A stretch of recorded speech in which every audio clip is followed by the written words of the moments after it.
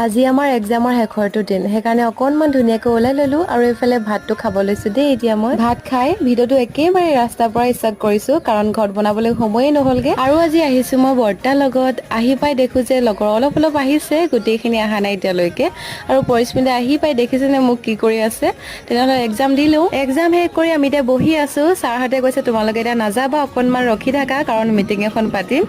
আৰু এইফালে বহি আছো পেপাৰ অৱস্থা দেখিছে নাই কাৰ এনেকুৱা হয় বাৰু এতিয়া আমি গোটেই কেইজনে ধেমালি কৰি মেলি বহি আছো ভিডিঅ' বনাই পেলাই যিয়ে নহওক চবকে বহুত বেছি মনত পৰিব যিহেতু ইমান দিনে লগতে থাকিলো লগতে হাঁহিলো লগতে কাজিয়া কৰিলো সেইটো কাৰণে আৰু এয়া ছাৰহঁতে মিটিং পাতিয়ে আছে আৰু তাৰ পাছত আমি মিটিং শেষ হ'ল ওলাই দিলো আৰু এইফালে দেখিছেনে ৰখি আছো ঘৰলৈ যাবলৈ টমটম এখনো পোৱা নাই ৰাস্তা একদম খালী হৈ আছে আৰু এইফালে গৰমখনত ৰখি আছো এইখনে আমাৰ কলেজখন আছিলে আৰু এতিয়া টমটম পালো মই ঘৰলৈ বুলি গৈ আছো তেনেহলে আজিলৈ ইমানেই আছিল বাই বাই